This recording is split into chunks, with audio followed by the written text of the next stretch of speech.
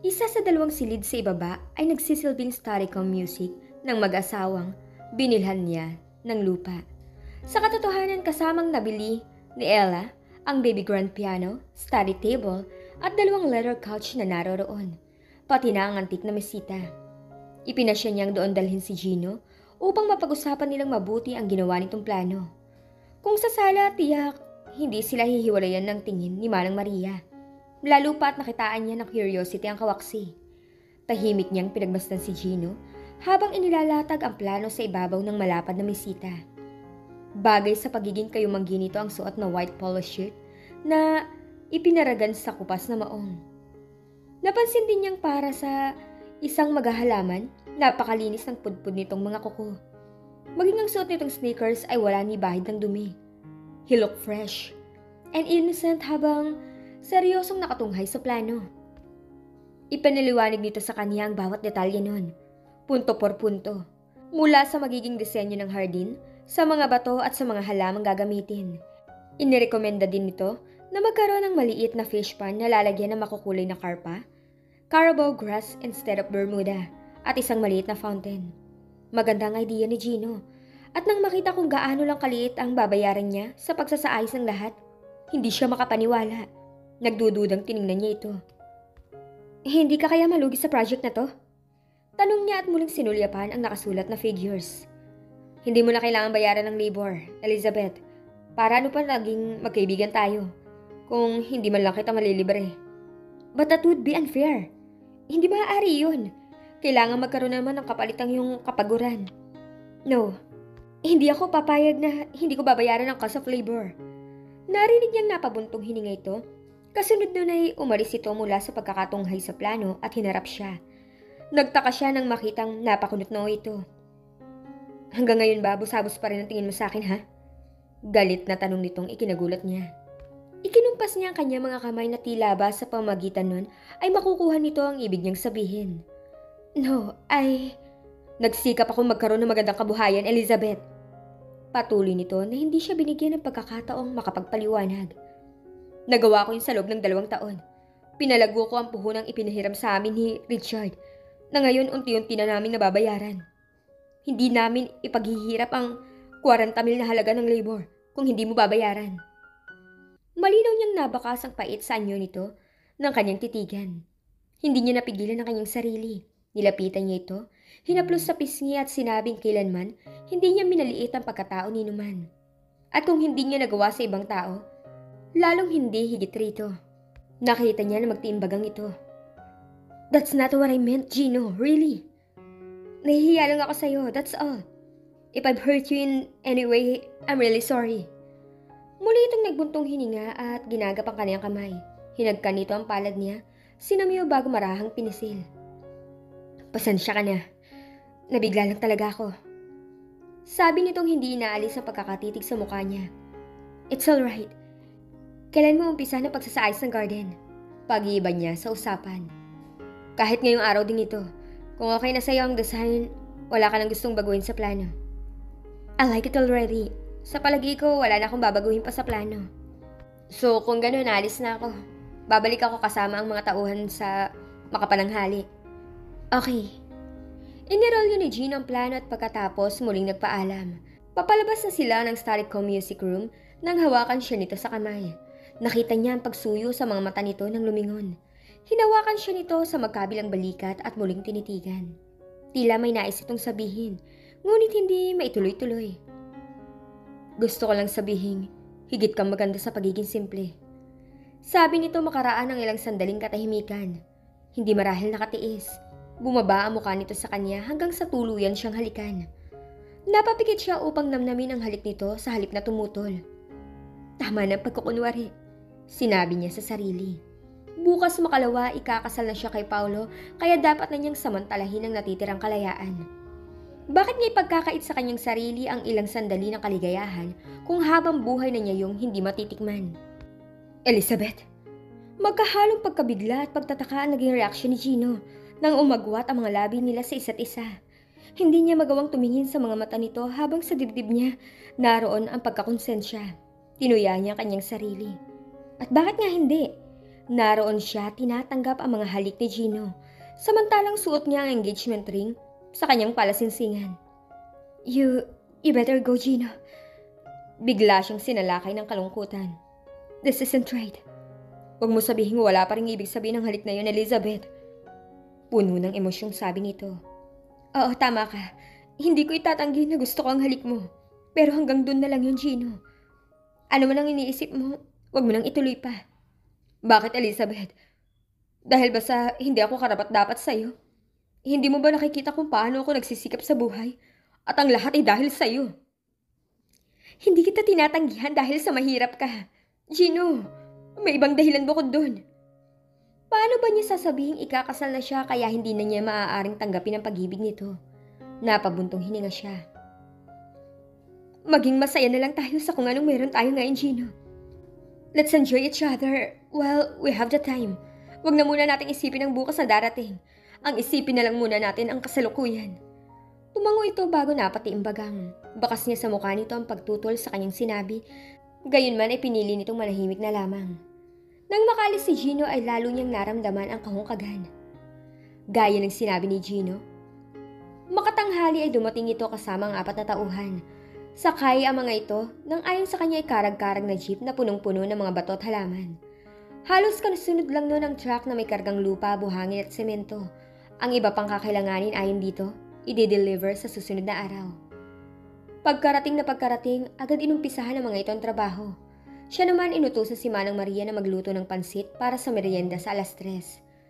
Ayaw niyang makagulo sa pagtatrabaho ni Gino kaya nagkasya na lang siyang pagmasdan ito mula sa bintana sa sala, kung saan natatanaw niya mula raw ng garden.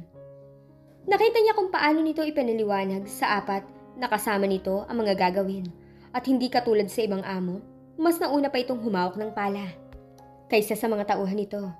Bago mag 3:00 na ibaba na ng mga ito sa isang panig ng garden ang laman ng jeep. Ang truck, matapos i-diskarga ang buhangin at ilang supot ng semento ay umalis na. Ang 2 nakababatang lalaki ay nakota sa paghukay ng maliit na fish pond, habang ang 2 may edad na ay sa pagpuputol ng hindi kailangang mga halaman.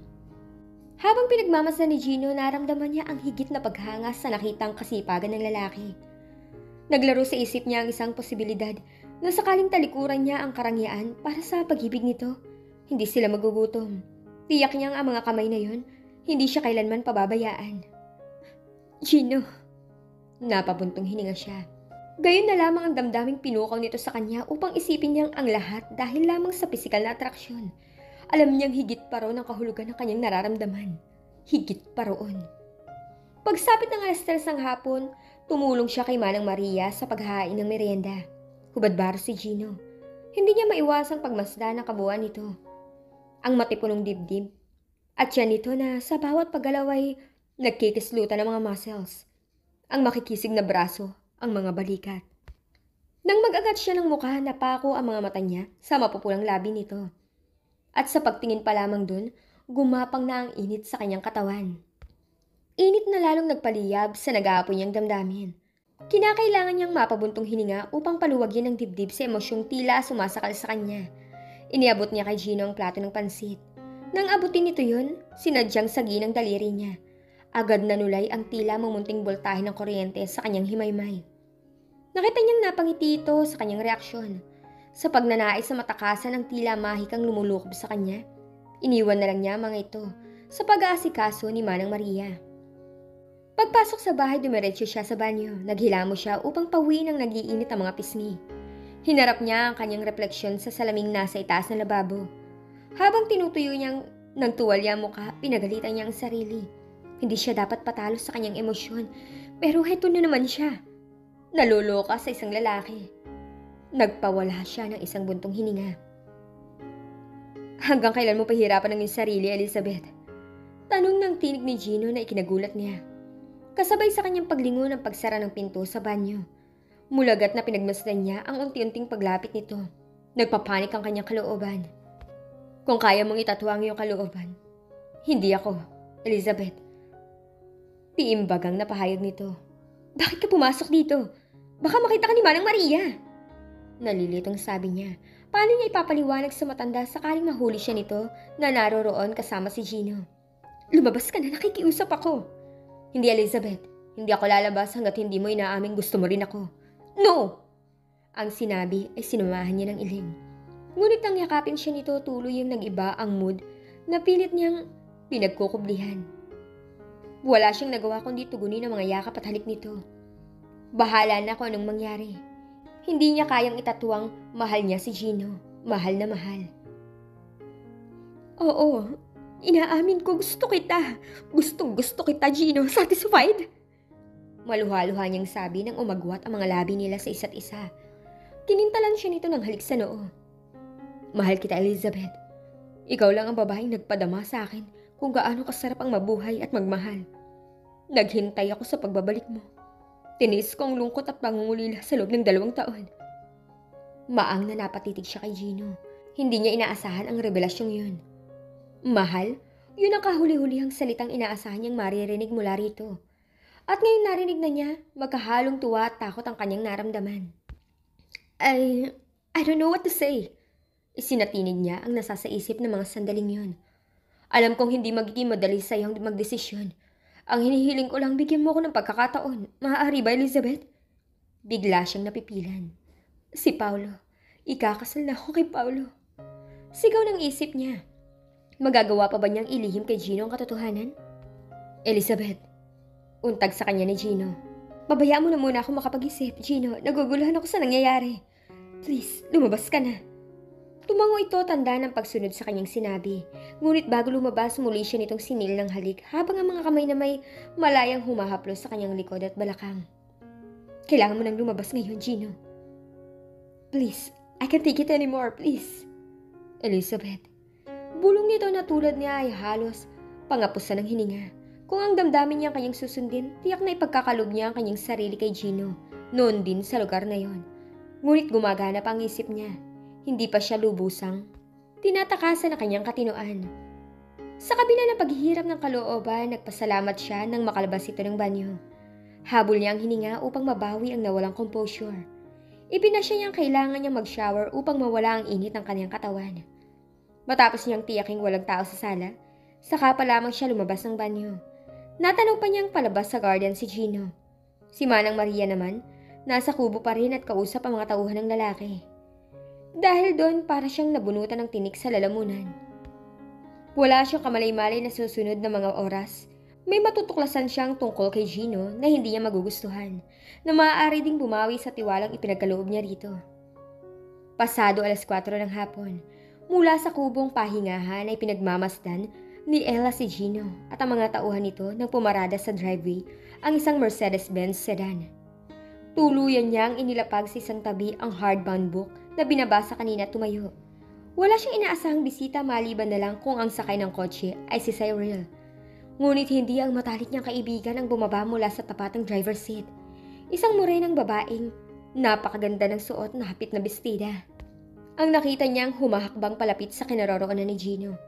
Napagbasnan niya itong muli at mabuti nang pumasok sa garden. Maganda ito, mukhang mayaman at may pinag-aralan. Bagaman maganda ang katawan, ay larawan pa rin ito ng pagiging disente. Napakunot noo siya habang kumakabog ang dibdib sa kaba. Hindi naman siguro yun katulad ng iniisip niya. Sabi niya sa sarili. Hi! Narinig niyang bati ng babae kay Gino. Sandy, anong ginagawa mo rito? Magkahalong gulat at pagtataka ang tono na tanong ng lalaki. Mula sa kanaroroonan niya, malinaw niyang naririnig ang pag-uusap ng dalawa.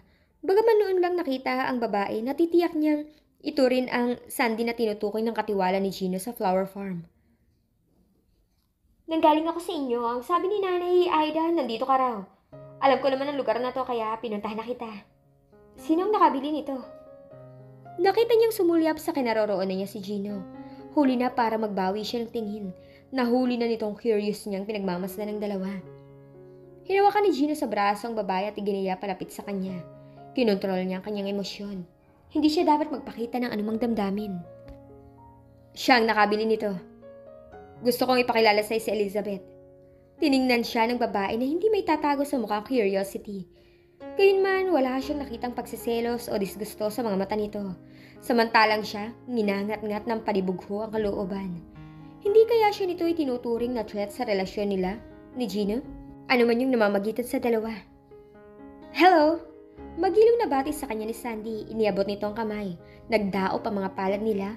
Sinsero ang ngiting nakita niya sa mga labi nito. Ibig niyang mapahiya sa sarili sa mga iniisip.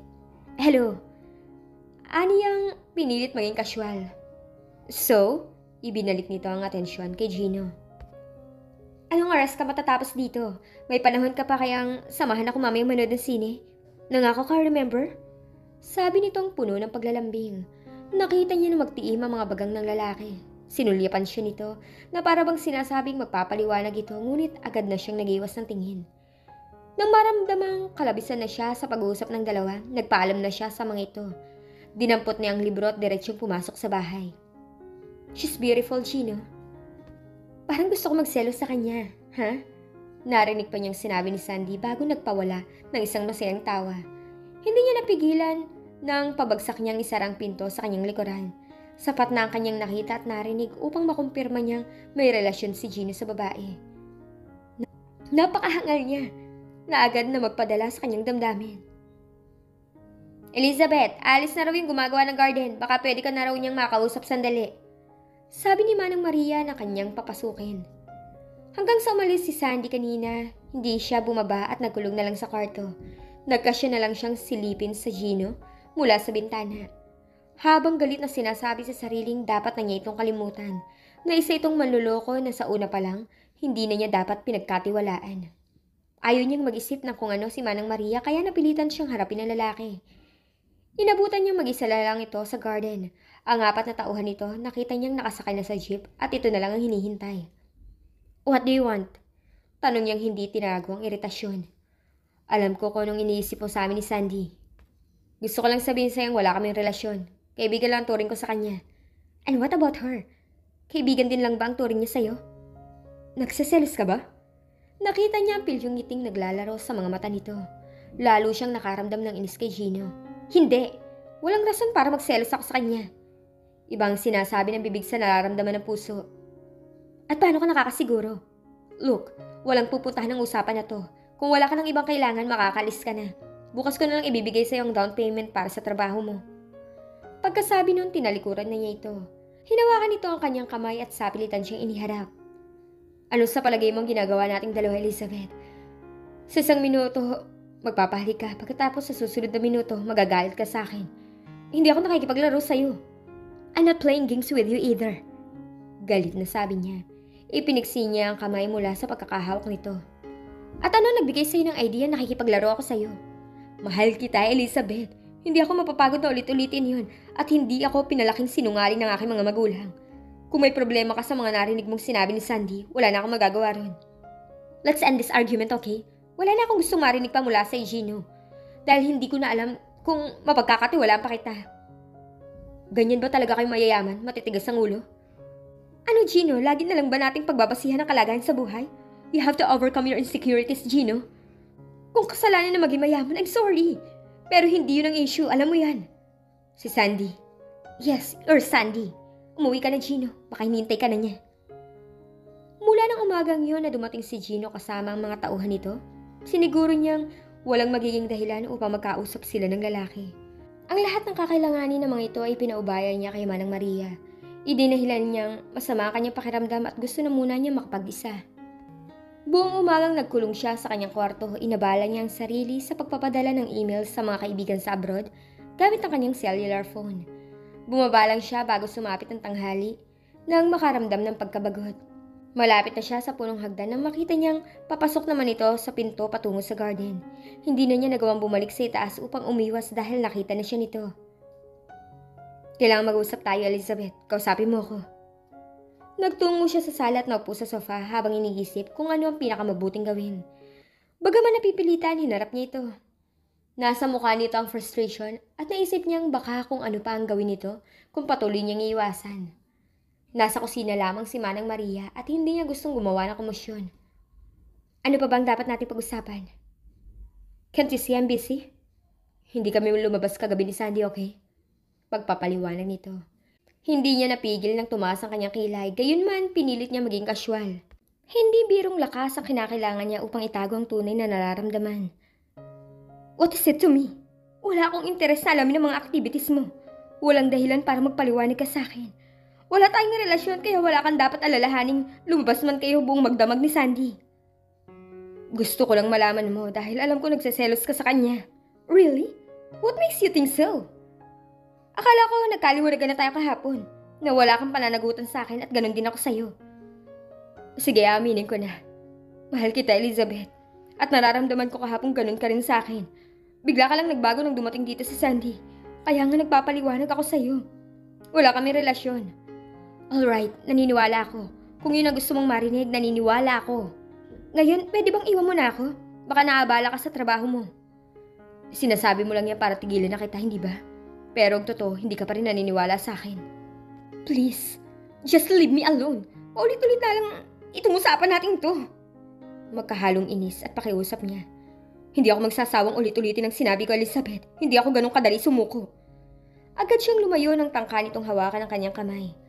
Ang makulong na muli sa bisig nito ang pinakahuling bagay na dapat niyang hayaang mangyari. Dahil kapag bihag na siya nito, hindi na niya alam kung paano tatakasan ang kanyang damdamin. Kailangan mo lang sumuko ngayon pa lang. Sabi niyang nanatiling nakatalikod kay Gino. Napagpasyahan na niya ang kagabi na pinakamabuting ipagtapat na niya rito ang tungkol sa nalalapit nilang kasal ni Paolo. Huminga siya ng malalim bago ibinagsak ang bomba. I'm getting married, Gino. Yun ang dahilan kaya hindi na pwede ang gusto mong mangyari. I was engaged. Nagtaas siya ng kamay upang ipakita ang singsing. Hindi, umiling si Gino. Sinasabi mo lang yan para maitaboy mo ako, hindi ba? Nang mabawi ang composure, muli itong hinarap ni Ella.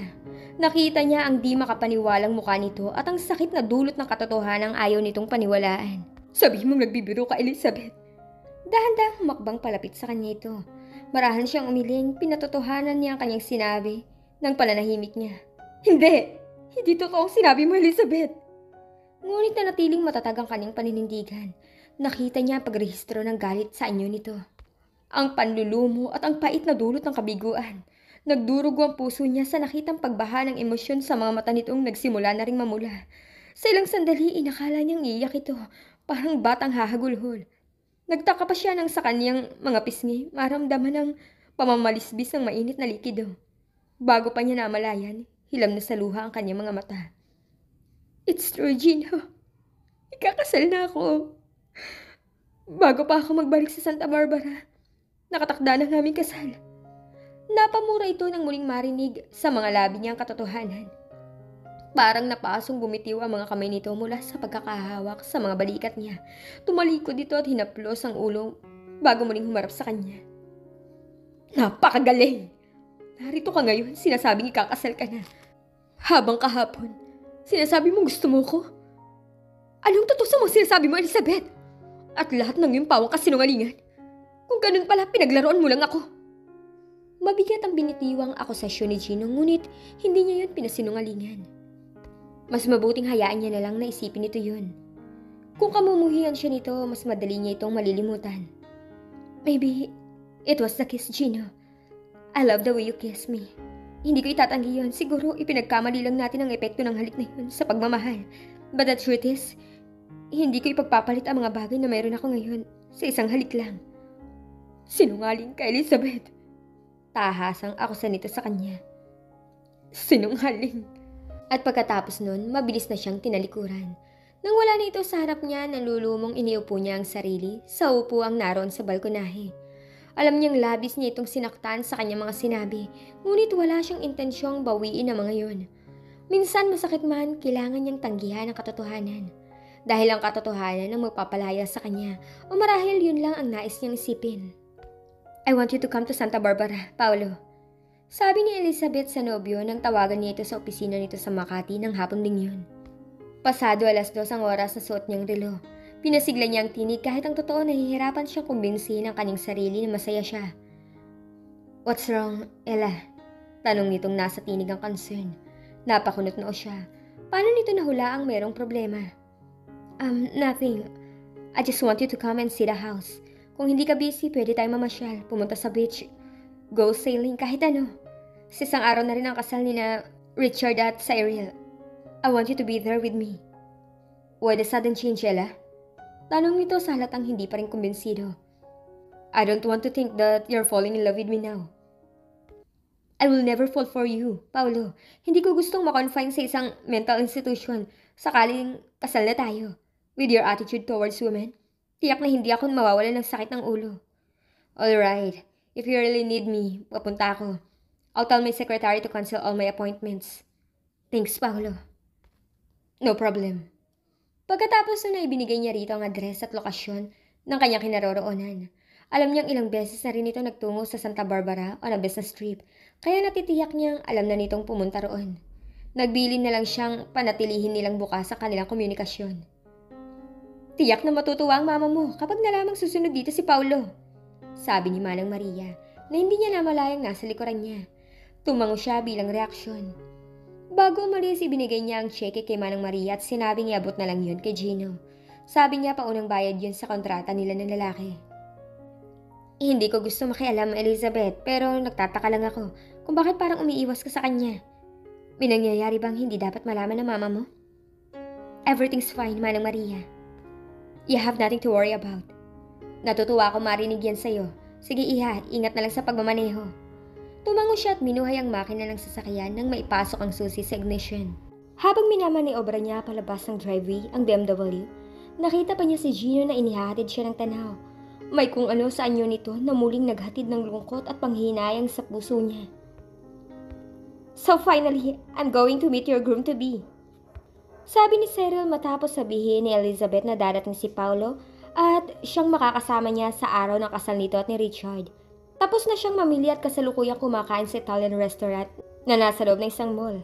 Nang makita niya pumasok ang kaibigan at si Richard, pagkakita sa kanya doon na rin naupo sa mesa niya ang dalawa.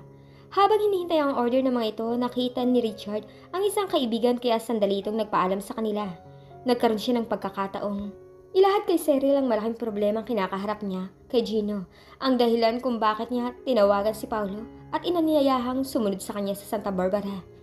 Girl, you're in a big trouble. May gusto lang ako itanong sa'yo and I don't want you to lie to me, okay? Do you love Paulo? Hindi na siya umimik dahil batid niyang alam na nito ang sagot doon. Do you love me, brother? It's very complicated. Do you love him, Ella? Tanong nitong desididong makuha ang kanyang kasagutan.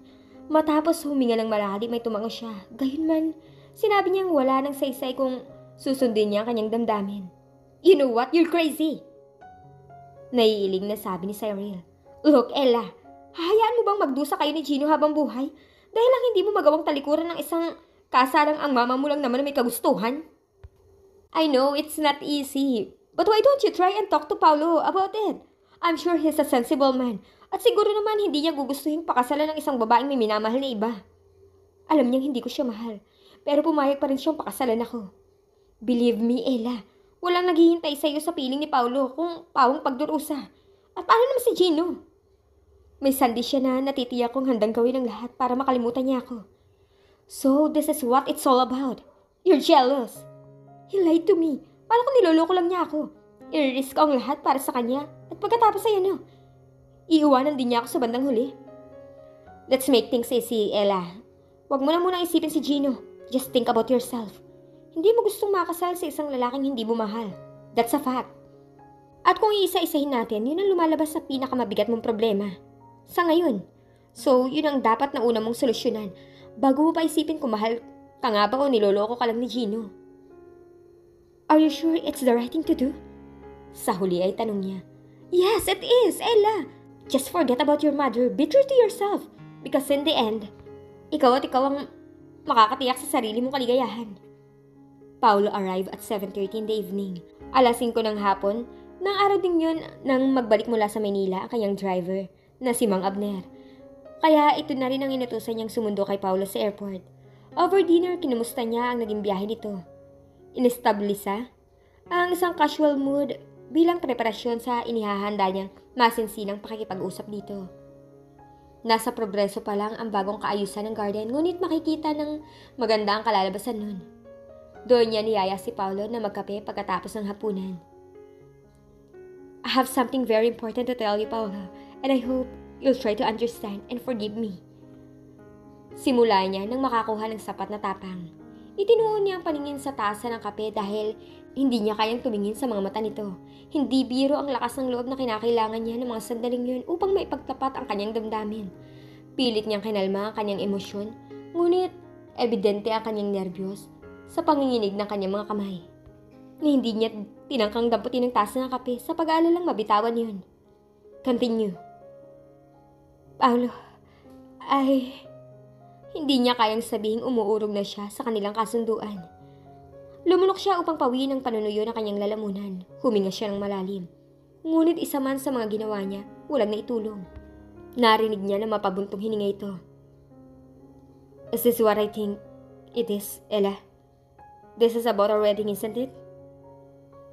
I don't want to get married, Paulo. At least, not to you.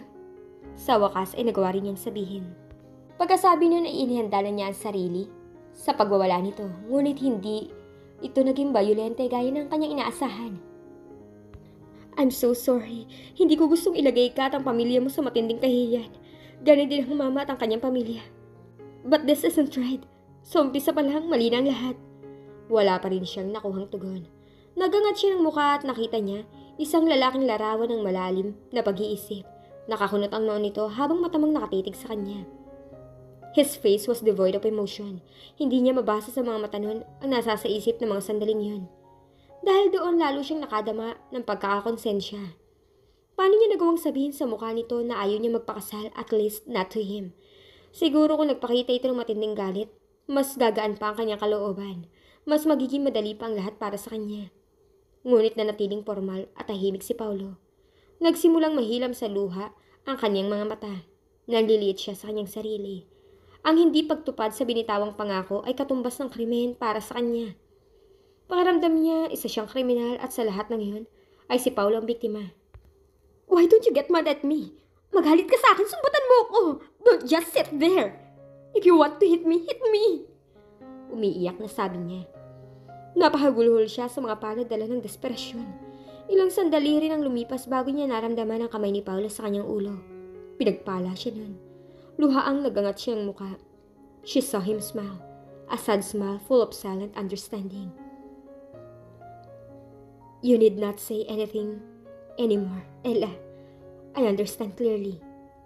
He was, she realized, a real gentleman. Araw ng kasal ni na Richard at Cyril.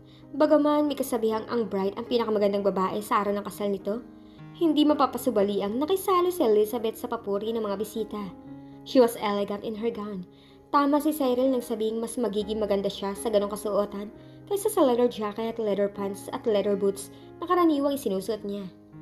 Katamtaman lang ang kanyang makeup, sapat para mai-highlights ang kanyang features. Ang makeup consultant parehong nagpahayag ng interes na makuha siyang model. Isang kapanapanabik na idea ay kanyang pag-iisipan pa. Ngayong hindi na matutuloy ang kasal niya kay Paulo, malaya siyang gawin ang bawat gustuhin niya. Hindi ka man naging Mrs. Paulo Garcia, at least I had a chance to be your proud escort. Bulong sa kanya ni Paulo habang masuyong humahaplos sa braso niya ang kamay nito. Isang masayang ngiti ang kanyang naging tugon. Why, thank you. Isang malaking karangalan din na maging escort ang lalaking titingnan lang lahat ng kababaihan dito. Really? Penusente ng tanong nito. Hindi niya alam kung talagang hindi nito napansin yun o sadyang humble lang ng mga oras na yun ang noted playboy. At sino ba ang hindi mapapasulyap sa isang look-alike ni David? David Duchovny. They're all staring at you, you know? Sabi niya bago muling iginala sa bakuran ng katedral ang paningin. Nakita niyang paparating ang isang pulang MB van kasunod ang iba pang magagarang sasakyan. Nahiling niyang sana isa naroon ang kinahululanan ng mag-anak ni Aida at parang nagdilang anghel nang huminto ang BM van. Sa isang panig ng paradahan, nakita niyang umibis si Gino mula sa driver's seat. Binuksan nito ang pinto ng van at inalalayan sa pagbabangi na. Sumunod naman sa babae si Miggy. Nakasuot ng simple ngunit eleganteng gown si Aida at katulad ni Gino, barong Tagalog din ang kay Miggy. That's Cyril's mother, sabi niya kay Paulo nang lumapit ang mag-anak sa kinatatayuan ni Richard. Masayang nagbatian ng mga ito. Ngunit na makita siya ni Gino, agad na napalis ang ngiti sa mga labi nito. Sa distansyang humigit kumulang sa 20 metro, malinaw niyang nabaka sa anyo nito ang magkakahalong damdamin, ang pait at galit at ebidenteng makikita sa mga mata nito. Gayunpaman naunawaan naman niya si Gino. "Come on, ipapakilala kita sa ina ni Cyril," sabi niya at hinawakan sa kamay si Paulo. Iginaya niya ito sa kinaroroonan ng mag-anak ni Aida. Nang makalapit sila sa mga ito, magilong siyang binati ng mag-asawa. Pinuri ng mga ito ang kanyang kaayusan. Sinabing higit siyang naging maganda sa araw na yun. Ipinakilala niya sa mga ito si Paulo bilang isang kaibigan. Pagkarinig sa pangalan ng lalaki, agad nagdilim ang anyo ni Gino. Inakala niyang hindi nito tatanggapin ang pakikipagkamay ni Paulo, ngunit gaya sa isang tunay na kabalyero, tahimik nitong hinarap ang kanyang fiancé. Nakangiti lang si Richard habang nakamasid sa kanila. He seemed to be in cloud nine na mga oras na yon. "Nasaan ang mama mo, Elizabeth? Hindi ba't sinabi mong darating siya sa kasal ni Cyril?" Tanong ni Aida na lalong nagpadagdag sa nararamdaman niyang tensyon. "She wasn't able to come, Aida." Paano niya ba sasabihin ang pag-urong niya sa kasal nila ni Paulo ang dahilan kung bakit hindi ito nakarating? Sa ginawa niya, matinding galit ang inani niya mula rito. Marami pa sana siyang gustong sabihin sa babae, ngunit pinutol yun ang anunsyo ng wedding coordinator na mag-uumpisa ng seremonya. Muli niya itong hinagkan sa pisngi bago nakangiting sinulyapan si Miggy nang hawakan na siya ni Paulo sa braso. Hindi na niya tinignan pa si Gino dahil ayaw na niya muling isipin ang personal na damdamin. Itinuon niya ang konsentrasyon sa kanyang papel bilang maid of honor. Ipinagpapasalamat niyang naroon si Paulo sa kanyang tabi. Pinalalakas nito ang loob niya sa tahimik na paraan. Nagsimula ang prosesyon ng entourage. Sandaling humiwalay sa kanya si Paulo at nakihalo sa ilang kakilala. Sa sulok ng mga mata niya, nakita niyang pinagmamasdan siya ni Gino mula sa kinaroroonan nito. Magkahalong lungkot at tensyon ang hatid nun sa kanya, ngunit nagawa niyang isang tabi ang nararamdaman. The wedding went on smoothly. Mahigpit ang seguridad sa loob at labas ng katedral dahil isa sa mga tumayong sponsor ang presidente ng bansa at ang kabiyak nito. Naroon din ang kilalang business magnate at mga politikong pawang mga kaibigan ng Don. Habang dinaraos ang kasal ni Cyril at Richard, hindi niya maiwasang isipin ang sentimiento ni Gino saan ito'y magkaibang mundong kanilang ginagalawan. Nagpapasalamat siyang naunawaan lahat yun ni Paulo. Ngayon wala na siyang isipin kundi kung paano ipapatanggap sa kanyang inang sitwasyon. Palalabasin nilang itong umurong sa kasunduan at hindi siya. Maluwag sa dibdib na tinapunan niya ng sulyap si Paulo sa kinaupuan nito. Marahil nahuhulaan ito kung para saan yun. Tumango ito. Ngumiti siya bago hinahanap ng mga mata si Gino. Tama na ang pagkukunwari, sabi niya sa sarili. Dapat na niyang harapin ang katotohanan. Ngunit isang malamig na sulyap lang ang tangi nitong naging tugon. Naging maayos ang kasal ni na Richard at Cyril. Matapos ang seremonya, halos kulang isang oras pa ang ginugol sa pagkuha ng litrato bago nakalabas ng katedral. Nakita ni Ella mag-anak ni Aida na nauna nang umalis. Tinangka niyang habulin ng mga ito upang makausap si Gino, ngunit hindi rin naman niya maaaring iwan si Paulo. At bilang maid of honor, tungkulin din niyang tulungan ang mga bagong kasal sa pag-estima sa mga bisita. Ginanap sa malawak na hardin ng hasyenda ang resepsyon. Gaya ng hinala niya, hindi na sumama roon ang mag-anak ni Aida. Sa kagustong makausap na si Gino, pagkatapos kumain nagpaalam siya kay Cyril. Wala siyang inilihim sa kaibigan at ganoon din kay Richard. "Good luck, Ella. Go and find your happiness." "Thank you so much, Cyril." "Don't cry now. Nakuha mo na ang gusto mo, di ba?" Biro pa niya at sinulyapan si Richard. "Make her happy every day, okay?" "I will." Nakangiting tugon sa kanya ng lalaki. Pagkatapos nun, kasama ninyang umalis si Paulo, ang kanilang destinasyon sa bahay ng mag-anak ni Aida. Nagpunta siya sa bahay mo, iha. Pagdating dito, nagbihis lang at ang sabi, titingnan daw niya ang trabaho ng kanyang mga tauhan. "Kung ganun ho, alis na kami." Paalam niya. "Ella, ipinagtapat na sa amin ng lahat ni Gino. Gusto ko lang na malaman mong hindi niya kasintahan si Sandy. Matalik lamang sila magkaibigan. Sinisigurado ko yun sa'yo. Mahal na mahal ka ng aking anak." "Ella," sabi nito bago nagpapaumanhing tumingin kay Paulo. "Alam kong mahirap lang ang aming pamilya pero nagsisikap si Gino na umunlad ang aming pamumuhay. Dahil gusto niyang maging karapat-dapat sa'yo." "I know, Aida. I know. Alis na kami.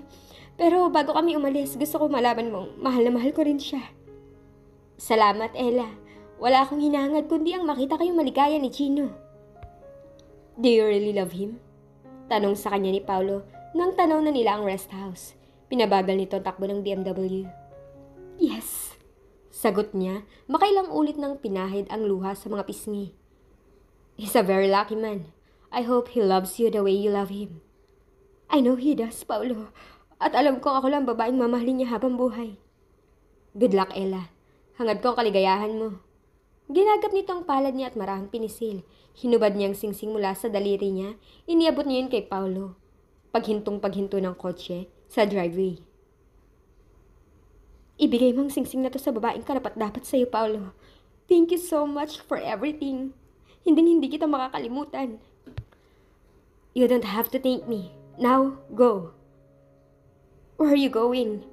Palagay ko kailangan muna umalis. Hiramin ko na muna itong sasakyan mo. Kinindatan siya nito.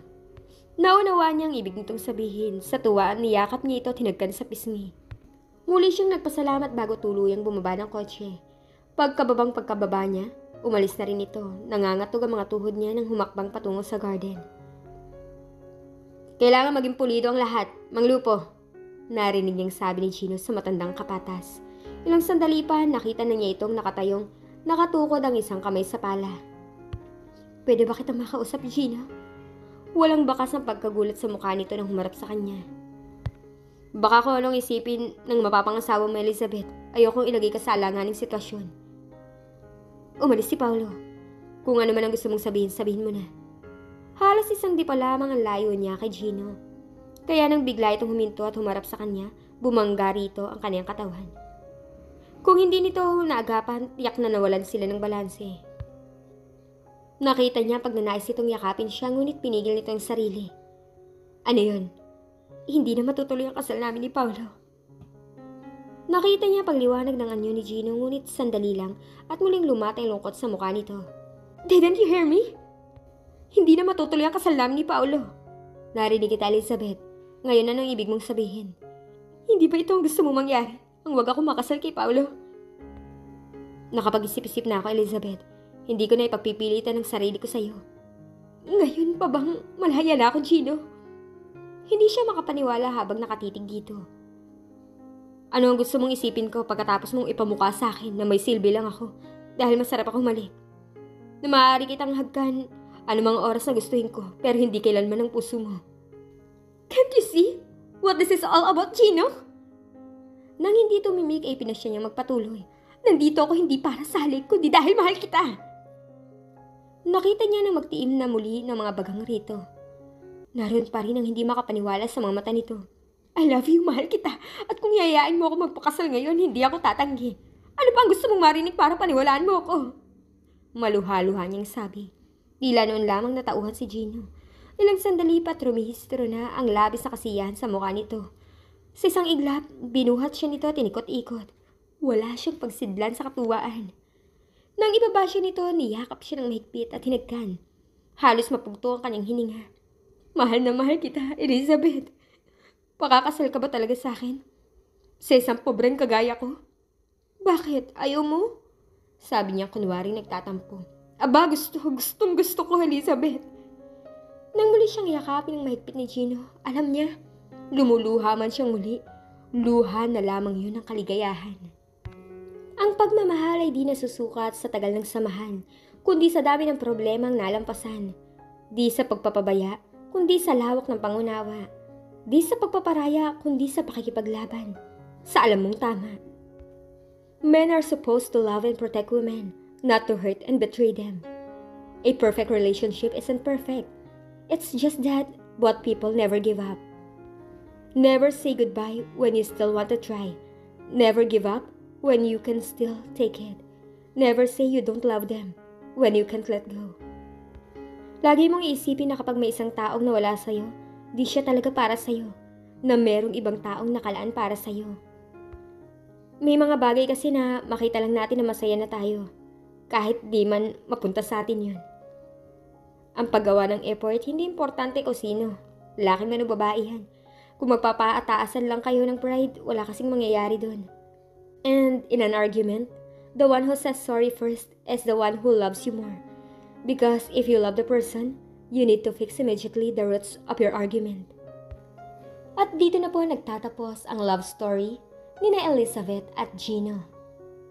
Maraming salamat po sa lahat ng sumuporta sa istoryang ito, sa mga likes, comments, and new subscribers. Sana ay muli niyong subaybayan ang mga susunod na love story na aming ibabahagi sa inyo. Thank you and God bless you all. Love My Views TV.